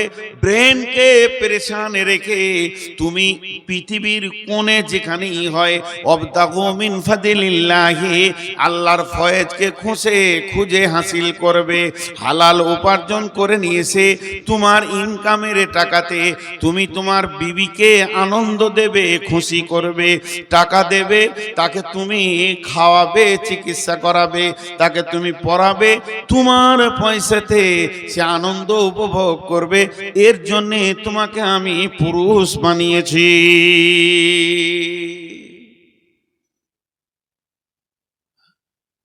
পুরুষেরা নারীদেরকে খাওয়াবে, বিবিকে ও বলেছে পুরুষেরা নারীদেরকে খাওয়াবে। যে জিলেপি কিনে নিজে খালাতো বোনটাকে বলছে খাতো হে, মৌলভী সাহেব কাল জালসায় বলেছে পুরুষেরা নারীদেরকে খাওয়াবে। তোকে ওটা বলিনি, বিবিকে। ও খাওয়ানোর রাস্তা খুঁজে নিয়েছে, ওটা পাগলা, খুশি নেই তো এই জন্য তুমি পুরুষ। এবার মেয়েদেরকে বলছে তুইও সংযত হ। আল্লাহর ওসিয়তটা দেখেন কেমন, একবার বলছে একবার বলছে তুইও সংযত হ, তুই বেশি চিল্লাস না। তিনটে গুণ তোর ভিতরে নিয়ে আয়, সারা দুনিয়া তোর পেছনে পাগল হবে, তোর স্বামী হবে, তোর বাপ ভাই হবে, শ্বশুর শাশুড়ি হবে, সবারই হৃদয় ঠান্ডা হয়ে যাবে তোর ভিতরে যদি তিনটে গুণ থাকে। সেই তিনটে গুণ কি? ফাসলিহাতুন কানিতাতুন হাফিজাতুন লিল গায়বি বিমা হাফিজাল্লাহ। ফাসলিহাতুন কানিতাতুন হাফিজাতুন লিল গায়বি বিমা হাফিজাল্লাহ। তোমরা সালেহা হয়ে যাও, নেককার হয়ে যাও, हिफाजत करने वाली हुए जाओ, অল্পে সন্তুষ্টি होने वाली হয়ে যাও। মেয়েদের তিনটি গুণ, এক নম্বরে হলো তুমি সালেহা হয়ে যাও, पांच वक्त नमाज पढ़ने वाली हओ, रोजा रखने वाली हओ, स्वामी के मानने वाला हओ एवं तुम पर्दाई थकने वाला हओ। এই যে গুণে গুণান্বিত, সল্লাত খামসাহা সামাত সাহরাহা আহসানাত ফারজাহা আতাত বালাহা, এই রকম তুমি সালেহা হয়ে যাও, কানেতা হয়ে যাও, মানে অল্পে সন্তুষ্টি হয়ে যাও, যেতে অল্পেই তুমি সন্তুষ্ট হবে, বেশি লাফালাফি করবে না, বেশি চাইবে না। স্বামী যেমন সাদা মোটা এনে দেবে, মোটা চাল মোটা ভাত, যেমন স্বামীর ইনকাম। স্বামীকেও নবীজি বলেছেন ও আনফিক আলা আয়ালিকা মিনাত তাওলিক, মাঝরে তুমি যেমন ইনকাম করবে ওই রকম তুমি ছেলে মেয়ে অধীনস্থ মা বাপের পেছনে খরচা করিও। তুমি এই খরচাগুলো করো তো তোমাকে স্বামী যেমন দিব খুশি হয়ে যাও, বেশি চেয়েও না। অল্পে সন্তুষ্টি মেয়েরা হয় না। এক চান্সে এমন কোন পুরুষ নাই, কি বলবে বুঝতে পারছি, কোন পুরুষ নাই যে সে তার বিবিকে এক চান্সে রাজি করে দিয়েছে। বলার আগে বুঝে নিছ, মুখ চালিয়ে যাচ্ছে। মার্কেট থেকে কি আনবো, 3টে কথা বলবো, 22টা কথা ও বলবে, তবে ওর মুখ বন্ধ হবে। 22টা। হায় রে আফসোস। লোক খালি বলে মৌলবি সাহেব একটা তাবিজ দেন তো, শালা বউ কথা শুনছে না। ওই দুঃখতে তো আমি মরছি ভাই। তুই তো তাবিজ আমার কাছে চাইলে আমি কার কাছে যাব? একজনা ঝগড়া করছে খুব বিবির সঙ্গে, খুব ঝগড়া, দেখে নিব তোকে। ও বলছে তুমি কত পুরুষ আমি জানি। চিল্লা দিচ্ছে, বলছে দেখবি দেখবি বলে রেগে ঘর থেকে বের হয়ে সোজা চলে এসছে হযরত উমারের কাছে। বিচার করবে খলিফাকে নিয়ে গিয়ে, সত্য ঘটনা, আমি ইতিহাস বলছি। হযরত উমারের ঘরের দরজায় এসেই ধাক্কা দিয়েছে, রাগের মোটে এসে তো পটাম করে ডেকে দিয়েছে। আর ডেকে কান দিয়ে শুনতে পেয়েছে উমারের বিবি উমারকে ঝুটছে খুব। উমারের মতো বীর একটা আঙ্গুলের ইশারায় 18 লক্ষ বর্গ মাইল শাসন করেছে, যাকে দেখলে শয়তানও রাস্তা ছেড়ে দিত, তাকে ওর বিবি মেশিন চালাইছে, সেলাই মেশিন, খাচার খাচার খাচার খাচার খাচার। উমার চুপ করে বসে আছে। বলা হয়ে গেল, ধাক্কাটাই দিয়ে দিয়েছে প্রথমেই, এটাই হয়ে গেল ভাজান। হযরত উমার ভাবছে কেউ ডাকছে আমাকে, খলিফা মানুষ, নেতা মানুষ ডাকতেই পারে। দরজা খুলে দেখছে একজন ওই দিকে চলে যাচ্ছে। ওই ও ভাই, ও আল্লাহর গোলাম, বলছে আমার কাজ হয়ে গেছে, আমি যে কাজে এসেছিলাম আমার বিচার শেষ। বলছে এসো ভাই, এসো ভাই, এসো কাছে এসো। খলিফার ডাকার না বলতে পারলে না, এসে বলছে জি হুজুর বলেন কি বলছে। না আমি কেন বলবো ভাই, তুমি বলবে, ধাক্কা তো তুমি দিয়েছো। হুজুর বিবির সঙ্গে ঝগড়া করছিলাম, তা বিবি এমন এমন কথা বলছে, তো কলিজাটা জ্বলে গেল। আমি বলি দাঁড়া, উমারকে ডেকে নিয়েছি, এসে দেখছি আপনার ঘরে একই কেস। তা কেস দিব আর কাকে? হযরত উমার মিষ্টি মিষ্টি করে বলতে লাগলেন, আমার কথাগুলো ধ্যান দিয়ে শোনো। প্রথম নম্বরে ওই মহিলা আমাকে গরম গরম খাবার বানিয়ে খাওয়ায়।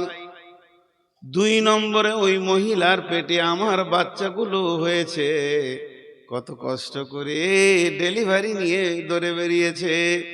3 নম্বরে প্রসব যন্ত্রণা সহ্য করে আমার বাচ্চাগুলোকে দিয়েছে। 4 নম্বরে আমার বাচ্চাদের পেশাব পায়খানা নিজের হাতে সাফ করেছে। তারপরে তুমি গুনে চলো, ওই মহিলা নিজের দুধ খাইয়ে আমার বাচ্চা মানুষ করেছে।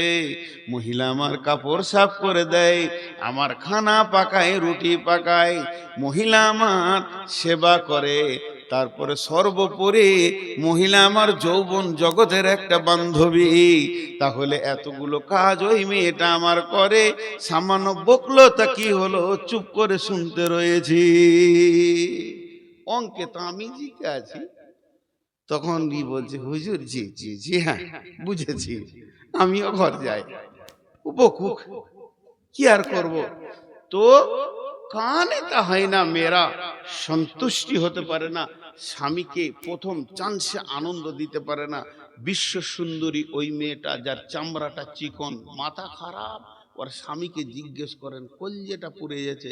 আমি কয়েকদিন আগে বাংলাদেশে বলছিলাম, কিছু মা প্রিয় ছেলে আছে, মা মানে একবারে জান্নাতের টুকরো, মায়ের কথা শুনে বউটাকে পিটে দিয়েছে পিটে দিয়েছে। এ বদমাশি, তোমার মাও মেয়ে, তোমার বউ মেয়ে, বউটার ভিতরে যত রকম বদমাইশি আছে তোমার মায়ের ভিতরেও সেগুলো আছে মেয়ে হিসাবে। তুমি বলিও না, যদি তোমার মাকে চেক আপ করতে চাও, তোমার আব্বাকে জিজ্ঞেস করো আব্বা কেমন আছো। তোমার আব্বা চোখের পানিতে বলবে বেটা কলিজাটা কাবাব হয়ে গেছে বাপ, আর মরার আগে কিছু বলিস না, তোমার বাপের কলজে শেষ করেছে। তা ভাবিও, বউকে বউয়ের মতো দেখো, মাকে মায়ের মতো দেখো। মাকে কষ্ট দিও না, মাকে কষ্ট দিলে জান্নাত পাবে না। তা বলে বউ মেরে জান্নাত পাবে? আল্লাহ কি বলছে? আর দ্বিতীয় পর্বটা, এটা বলার পরটা যখন বলবো তখন বুঝে আসবে। আজকে ক মাস আর কদিন আর কটা বাজছে একসঙ্গে বুঝে চলে আসবে ওই কথাটা যখন বলবো। বাংলাদেশে একজন কাঁদতে লাগলো, সে আমার হাতটা ধরে বললে আমার জীবনে একটা অধ্যায় দিলেন, জ্ঞান দিলেন, আমি তওবা করবো, আজকে বিবির হাত ধরে আমি কেঁদে তওবা করবো। শুনেন, আর দুটা অধ্যায় আমিও শেষ করব। ফালা তাবগু আলাইহিন্না সাবিল, আল্লাহ বলছেন তাহলে তুমি প্রথমে সালেহা হয়ে যাবে, নামাজি পরেজগার হয়ে যাবে। 2 নম্বরে স্বামীকে সন্তুষ্ট রাখবে, অল্পে সন্তুষ্টি হয়ে। 3 নম্বরে তুমি হাফেজা হয়ে যাও। হাফেজা মানে হিফাজত করনেওয়ালি হয়ে যাও। প্রথম নম্বর তোমার বডিটা তোমাকে হিফাজত করতে হবে।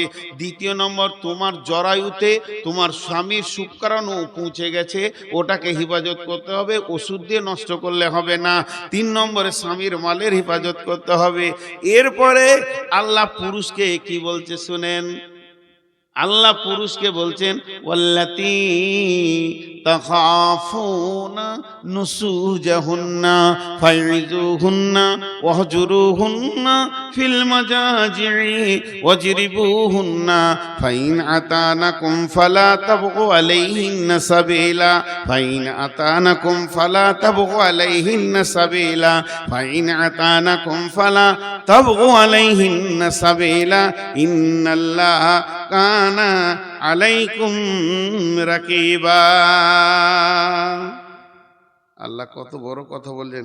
এটা যদি কোনো পুরুষ বুঝতে পারে, তার জীবনের অধ্যায় চেঞ্জ হবে, আমি বিশ্বাস করি। জি, আল্লাহ কি বলছেন দেখেন। আল্লাহ এবার পুরুষকে বলছে, তোমাকে যদি তোমার মনে হয় যে তোমার স্ত্রী একটু বদমাশ হয়ে গেছে, চরিত্রের দিকে যাবেন না মাথাটা নিয়ে, কথাবার্তা শুনছে না, যেমন তাই করছে, মাকে এটা ওটা বলছে, ভাইকে, তা তোমার প্রথম কাজ হবে আল্লাতী তাখাফুনা নুসুজাহুন্না, ওকে ভয় দেখাও, নসিহত করো। তুমি তো আলেম নাও, নসিহত জানো না, তো যাও একটা আলেমের কাছে জিজ্ঞেস করে এসো, একটা হাদিস শিখে এসো, 2টা বিবিকে বলো, শোন আল্লাহ জান্নাত দেবে, সুখে থাকবি। জি, এই যে ওসিয়ত করো, বুঝাও। আমার যখন মেয়েটা হয়নি, তো তখন আমি মাসে 2 মাসে একটা জালসা করি, একবার পুরো ইয়ং, আর বিয়ে হয়েছে মোটামুটি বছর 2 হলো 3 হলো, 2 মাসে একটা জালসা পেতাম। কোথাও ডাকতো, 200 টাকা দিত, যেতাম, মাগরিবে পরেই দিয়ে দিত, ঘর চলে আসতাম। তো হুগলি যাব একটা জায়গা, পকেটে একটাও টাকা নেই, তাড়াতাড়ি করে ভাত খেয়েছি, বাস ধরতে হবে, ট্রেন ধরতে হবে, পকেটে একটাও টাকা নেই। তো আমার বিবি গরম গরম ভাত থালাতে দিচ্ছে, আর আমি তখন জালসা শুরু করেছি, যদি টাকা পাই। তা আমি বললাম জালসা, হাদিস কোরআন আর কি বলবো, লম্বা করে বাংলায় চালাইছি। আহা, যে মেয়ে স্বামীর উপকার করবে, স্বামীকে ভালোবাসবে, স্বামীকে দেখবে জান ভরে, আল্লাহ তাকে জান্নাত দেবে। তো বিবি বলছে ভাত খাও, নিজের কাজে যাও। লিলে না, ওসিয়ত গরম হয়ে গেছে, লিছে না, কেটে গেল, কেটে গেল। আবার শুরু করলাম, স্বামীর অভাবের সময় যে দেখবে, বলছে তো 100 টাকা দিতে পারি। আমি তাড়াতাড়ি ভাত খেতে বসলাম, দেখ 100 টাকা হলো, পকেটে টাকা ছিল না, আমার বিবির কাছে 200-300 টাকা ছিল, তো কেড়ে তো লিয়া যাবে না, জালসা করে নিলাম। 100 টাকা দিলে, 100 টাকা দিতে পারি, 300 টাকা আছে, 100 টাকা নিয়ে বেরিয়ে গেলাম। ভাবলাম বিবি দিয়ে দিলে, জালসা করে সে ঘর ঢুকছি, বলছে আমার টাকা দাও। কি বিপদ, জালসা এলাই না। তো ওই জন্য আল্লাহ বলছেন আল্লাতী তাকাফুনা নুসুজাহুন্না ফাইযুহুন্না, তোমার বিবিকে যদি তোমার নজরে মনে হয় অসঙ্গত চলছে, ভালো লাগছে না, তার চলাফেরা চরিত্রের দিকে মাথা নিয়ে যাবেন না, চলাফেরা উঠা বসা কেমন লাগছে, তাহলে তুমি ছোট ছোট ওসিয়ত করো, আখিরাতের ভয় দেখাও, জাহান্নামের ভয় দেখাও। এই পথে, এই স্টেজে যদি বিবিটা ঠিক হয়ে যায় তো ভালো, যদি না হয় এর থেকে আর একটা লেভেল আছে, ওয়াহজুরুহুন্না ফিল মাজাজি'i, 2 জনের মধ্যখানে বিছানাটা আলাদা হয়ে করে দাও। একই রুমে তোমার বিছানায় ওকে উঠতে দিও না, নাহলে তুমি বিছানায় শুয়ে থাকবে, তুমি চোর সরে অন্য জায়গায় শুয়ে। যদি শিক্ষিতা মেয়ে হয়, আল্লাহলি মেয়ে হয়, জীবনে স্বামীকে ছাড়া অন্য বিছানায় বিনা কারণে যাবে না। করে কুটুম এসছে, জায়গা নেই, সেটা আলাদা, রাগারাগি করে স্বামীর বিছানা ছাড়া অন্য বিছানায় যাবে না। তাতেও যদি ঠিক না হয়, 1 নম্বর গেল, 2 নম্বর গেল, তিন নম্বর আল্লাহ বলছেন ওয়াজরিবুহুন্না, ওয়াজরিবুহুন্না, ওয়াজরিবুহুন্না, মারো মারো। ওয়াজরিবুহুন্না, তুমি বিবিকে মারো, ওটা তোমার বিবি, তোমার কলিজা, তোমার প্রেমিকা, তোমার জানের জিনিস, তুমি ওকে মারো। কতটা পরিমাণ মারবে? শাসনে যতটা লাগে ততটাই মারবে, কিন্তু এমন করে মেরে দিও না হাতটা ল্যাংড়া করে দিয়েছো, কপালটা কেটে দিয়েছো, যেন সে মেয়েটা বিকৃতি হয়ে গেল, চেহারাটাই ওর সম্পদ তুমি নষ্ট করে দিলে। আর তুমি অ্যাক্সিডেন্টলি মারা গেলে স্ট্রোক হয়ে, আর তোমার বিবিকে দ্বিতীয় বিয়ে দিতে পারছে না, ওই মারের দাগ এমন হয়ে গেছে, এটা তোমার করার অধিকার নাই। যে আল্লাহ এবার কি বলছেন, ফালা তাবু আলাইহিন্না সাবিলা ইন্নাল্লাহা আলিয়ান কাবীরা। যদি সে ফিরে চলে আসে তাহলে তাকে মারার জন্যে কোনো পথ খুঁজিও না, নিশ্চয়ই আল্লাহ সবার উপর শ্রেষ্ঠ। এর মানে কি? ওইগুলো করে যদি তোমার বিবি পথে চলে আসে, মাকে আনন্দ দেওয়ার জন্য বিবিকে মারবে, এই কারণগুলো কারণ নয়। বোনকে খুশি করার জন্য বইয়ের গালে থাপ্পড় মারবে, এগুলো কারণ নয়। ছোট্ট করে একটা কথা বলছি, ছোট্ট করে, আপনারা 4টা মিনিট দেন, পুরো 12:30টায় ছেড়ে দিব। আমি অনেক বড় রুগী ভাই আমার, তাও আমি মাত্র 15 মিনিটের কনসিডার নিচ্ছি। তো ছোট্ট করে উদাহরণটা দিচ্ছি। ওই মেয়েটি যাকে আপনি বিয়ে করেছেন, যখন আপনার সঙ্গে বিয়েটা পড়ানো হয়নি তখন ও কে ছিল? শ্বশুরের বিটি, শালার বোন, আজও আছে, মানে ওদের দায়িত্বে ছিল, এটা বলছি। শ্বশুরের বেটি কিংবা শালার বোন বিয়ে করার পর তোমার পাত্রে সে এসে গেল ইজাব কবুলের ভিতর দিয়ে, তাহলে তুমি ওকে মেরেছো, তোমার শালা তোমাকে এসে বলেনি যে বোনটাকে কেন মারলে? তোমার শ্বশুর কত ভদ্র, এ কথাও বলেনি যে মেয়েটাকে কেন মারলে। কিন্তু আল্লাহ বলছেন আমি সবার উপরে শ্রেষ্ঠত্ব, তোর উপরে, তোর বাপের উপরে, তোর শ্বশুরের উপরে, তোর শাশুড়ির উপরে, তোর শালার উপরে। আমার শ্রেষ্ঠত্ব হচ্ছে ফুল ফ্যামিলির উপরে।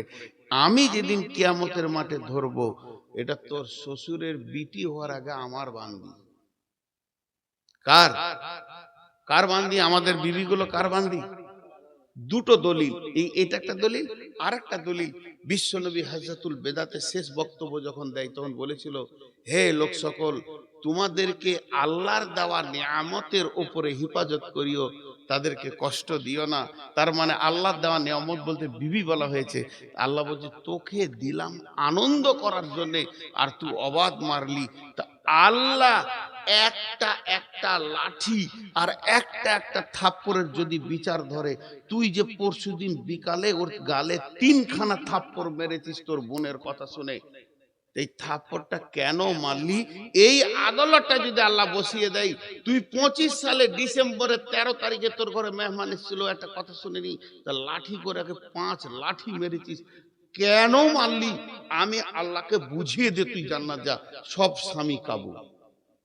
এর জন্য বলছি, মারার আগে ভাবিও, ওর গালে যে চরগুলো থাপ্পড়গুলো পড়বে, পৃথিবীর কেউ যদি তোমার কাছে এর জবাব না নেয় তো আল্লাহ নেবে। এই জন্য আল্লাহ বলেছেন, ফালা তাবগু আলাইহিন্না সাবিলা ইন্নাল্লাহা আলিয়ান কাবীরা। তুমি খবরদার, যদি ঘুরে আসে ওকে মারার জন্যে দ্বিতীয় কোনো পন্থা অবলম্বন করিও না। আর যদি এই রকম করে থাকো তো তুমি জেনে রাখো তোমাদের সবার উপরে আল্লাহ শ্রেষ্ঠত্ব রয়েছে। কেউ উঠবেন না, একজনও না। যতগুলো লোক বসে আছেন, কি জানি আল্লাহ আপনাদের দিলে কি দিয়েছে, আমাকে আপনারা ভালোবাসেন এটা আমি বুঝতে পারছি, আপনাদেরকেও আমি ভালোবাসি, একসঙ্গে সবাইকে চিনতে না পারলেও। এখন আমি বাড়িতে চেঁচামেচি করি একটু কোনো কাজে, তো আমার ছেলে, আমার মেয়ে, আমার জামাই, আমার স্ত্রী বুঝে যে রুগী হয়ে গেছে। এখন ওনার বয়স যা হয়েছে, তারপরে সুগার এত বেশি, আর সুগারে যে মিজাজটা হয় এটা কারো হাতে কন্ট্রোল নাই ভাই। আমার মিজাজ ওই রকম হয়ে গেছে, এখনই কাউকে ধমকিয়ে দেবো। তো পর মানুষ তো আর নেবে না, নিজের ছেলে নেবে। পর মানুষ বলবে বদমিজাজি লোক। কিন্তু এটা সুগারে হয়, প্রত্যেক সুগারের রোগীর হবে। এটা ডিসব্যালেন্স, মানুষের হাতে থাকে না। যদি কাউকে আঘাত দিয়ে থাকি তো মাফ করবেন। শুধু একটা আবদার রাখবো, একটা দেবায়ন শেষ করব। যতগুলি লোক বসে আছেন একবার টেবিলে হাতটা রেখে যাবেন। আরেকবার বলছি, যতগুলি লোক বসে আছেন একবার টেবিলে হাতটা রেখে যাবেন, গোটা টেবিলটার মধ্যে। শেষবার বলছি, তিনবারে যতগুলি লোক বসে আছেন একবার টেবিলে হাতটা রেখে যাবেন। সকলে বলেন ইনশাআল্লাহ। যিনি হাত না রেখে যাবেন ও হাত তুলেন আল্লাহকে সাক্ষী রেখে, যে আমি এদিকে আসবো না, ওইদিকে কেটে পড়বো। ওর সঙ্গে আমি একটু বোঝাপড়া করব, যে টাকা নাই না অসুবিধা আছে। সবাই টাকা দেবেন, যার টাকা নাই খালি হাতে হাতটা ঠেকাবেন, খালি হাতে হাতটা ঠেকাবেন। এবার হাতটা তুলেন আল্লাহকে সাক্ষী রেখে। যে আসবেন না তিনি হাতটা তুলেন, যে আমি যাব না। তাহলে সবকটা ইমানদার। গভীর রাত, তাহাজ্জুদের টাইম, এখন আল্লাহ আমাদের দিকে একবার নিবিড় ভাবে তাকিয়ে আছেন। আমি এখন দোয়া দিচ্ছি, দোয়াটা শেষ করব। আপনার টেবিলে হাত রেখে নিজে নিজের বাড়ি যাবেন। আমি দোয়া দিচ্ছি, বুঝে বুঝে আমিন বলবেন। আমিন বলার ভিতরে হৃদয় থেকে যেন বের হয়, তো আল্লাহ কবুল করবেন। হে আল্লাহ, আমাদের সকলের দাম্পত্য জীবনকে তুমি সুখী করো। আমিন বলেন সবাই। আহা, এই আল্লাহ, যতগুলি ছেলে মেয়ের বিয়ে হয়নি তাদের সুপাত্র সুপাত্রীর ব্যবস্থা করে দাও। এই আল্লাহ, যাদের দাম্পত্য জীবনের অশান্তি চলছে প্রেম প্রীতি ভালোবাসা বাড়িয়ে দাও। এই আল্লাহ, আমরা যেন মাকে মায়ের মতো, আব্বাকে আব্বার মতো, স্বামীকে স্বামীর মতো, স্ত্রীকে স্ত্রীর মতো সম্মান দিয়ে চলতে পারি, তুমি তৌফিক দাও। এই আল্লাহ, আমাদের মা বাপ ভাই বোন কালেমাওয়ালা যত কবরে চলে গেছে তাদের কবরগুলোকে নূরে মানওয়ার করে দাও। সকলে বলেন সুবহানাকা আল্লাহুম্মা ওয়া বিহামদিকা আশহাদু আল্লা ইলাহা ইল্লা আনতা আস্তাগফিরুকা ওয়া আতুবু ইলাইকা। আসসালামু আলাইকুম। উত্তরটা দেন, আসসালামু আলাইকুম। আমি এক